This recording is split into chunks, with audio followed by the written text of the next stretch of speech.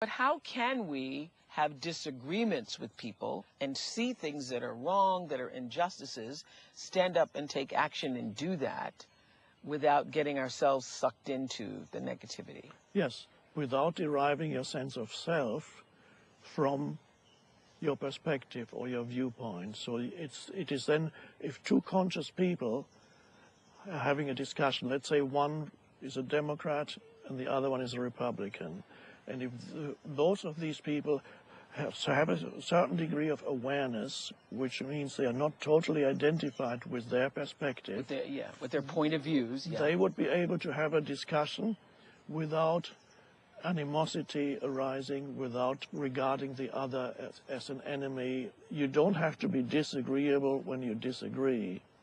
What that saying implies is you don't have to be totally identified with your perspective and your viewpoint, and yet you can put it forward in strong terms. This is how I see it. Yeah. Without deriving your sense of identity from it, because your sense of identity arises from a deeper place, from the stillness within you, the consciousness, that space of awareness that you are, the presence, whatever word we want to use. You can sense or this that. need to prove that you're right, which I used to have that big time until I read this book. I used to have the... Yes, many people have that. Yeah. The need to be right is a very egoic thing. Yeah. The ego thrives on being right, which always implies there needs to be someone who is wrong.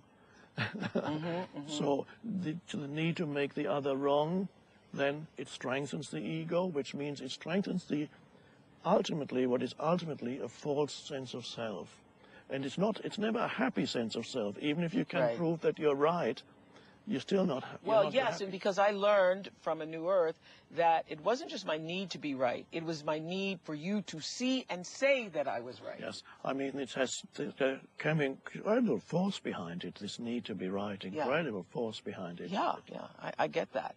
But you also teach us that humans don't really change until they are in a state of crisis. Yes, and this is where challenge comes in again. So are we there yet? We're in that state of crisis, aren't we there? Yes, and it may get worse before it gets better, but that is a necessary part of the evolution. So we need the crisis. Humans don't grow except through facing the challenges and crises. So there are two levels of truth. One is to see the craziness of what's happening now, and another is to see from a higher perspective to what's happening now is part of the evolution. It's the ego is coming up, is manifesting. It needs to break down. Yes. So that something else can break through. Yes. Yes, that's right. So based upon everything that you shared with us, how should we be acting, reacting, comporting ourselves in this moment? Well, the only thing you can take responsibility for is yourself, your own state of consciousness. So first of all, the most important thing to realize is in any situation, whether it's to do with a collective, political situation, personal situation, in any situation, what is primary is your state of consciousness, the state of consciousness with which you face that situation. So how can you sit and observe the hysteria, the craziness going on, and kind of be still with it?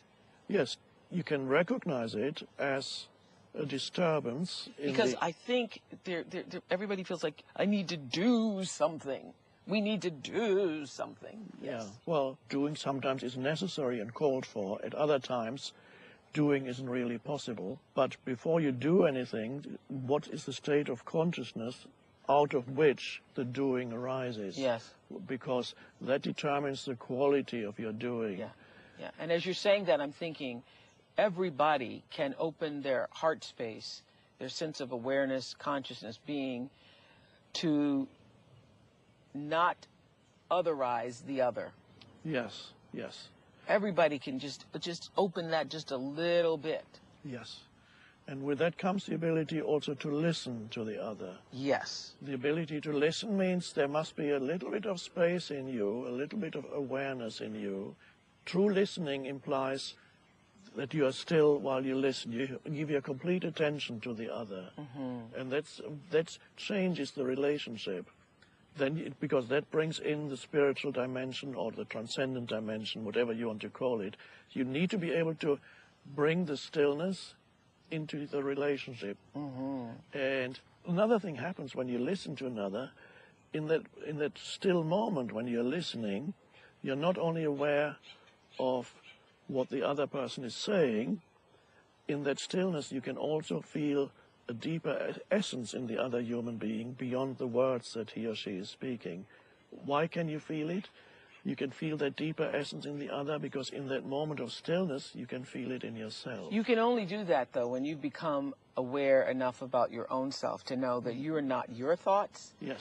And so that when you see somebody, you know, raging against the world, yes, you have the ability to step back and know that they are not their rage. That's right. That beneath the rage, beneath the anger, beneath the pain, beneath the sadness, beneath whatever they're showing to you, there is the pure consciousness that is also you. Yes, Yeah. yes. Well, if we all could do that, then there'd be no need for us to have this conversation. That's Yes. right. Yeah. Yes. Despite the level of suffering people are inflicting upon themselves and on one another, do you have hope that people will wake up? Yes, it's inevitable for consciousness to arise more fully on the planet because it's part of the entire evolutionary impulse of the universe is towards consciousness. So it is arising. It can be delayed, and that's not a bad thing. Delays can only have a deepening effect ultimately. What's the way forward? The way forward is for the individual to take responsibility, to remember that the most important thing is not what's happening out there. What is primary is I'm saying now, my state of consciousness at this moment is primary. That determines what form the future will take. So, important thing to realize is what happens to you is much less important than how you respond to what happens. That determines your life. It's not the things that happen to you that determines your life. Ultimately, it's how do I respond to what happens, and that is also your area of freedom. You can choose to respond consciously to what happens. Then you're not at the mercy of what happens to you. What is the purpose of the soul? Well, by soul, I have another word for it. Okay. I've recently been using the pointer, the deep eye. The deep eye. The deep eye. At that level of the deep eye, which is consciousness itself, you are already complete. The deep eye has nothing to achieve. All that the deep eye wants is to come more fully into this dimension. So there's no evolution of the deep eye itself, because at that level you're already complete and perfect, and it's timeless. But it comes as it comes into this dimension. So your soul isn't here to evolve? Your soul isn't here on the planet to evolve? It's here to come more fully into this dimension. You could call that to evolve. Okay. But the soul itself, the essence of who we are, is already timeless. So it evolves in this dimension by coming more fully into this dimension. Eckhart, how do you know this? Well, it's an intuitive insight.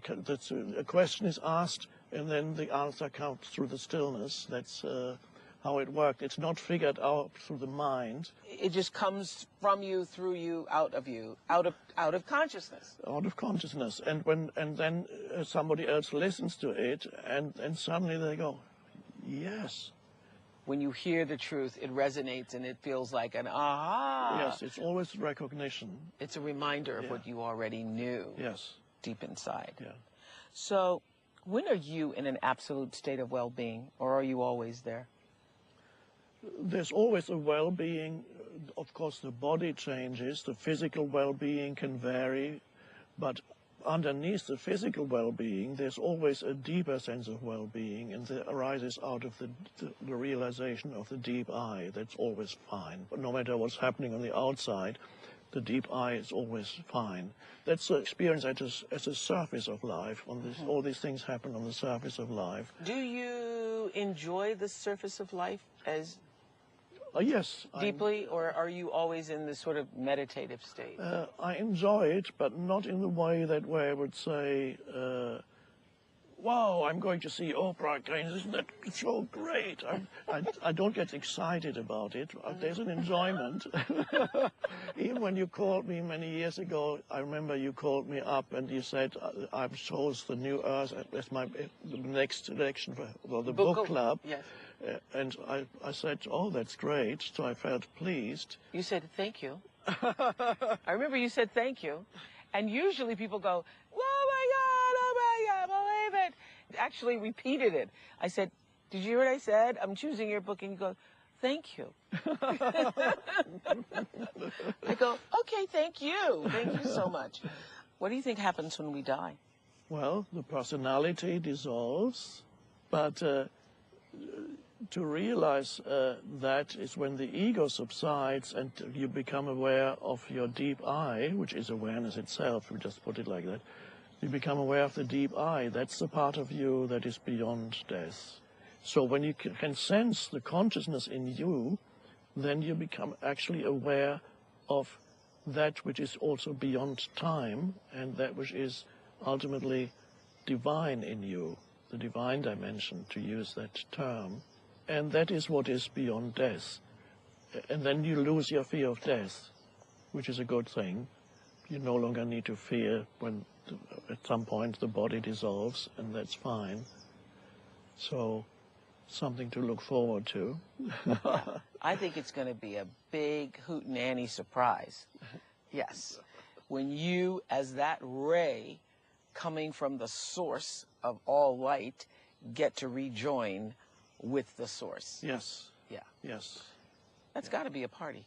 Yes. Thank you. Thank you. Thank you. Always a joy to talk to you.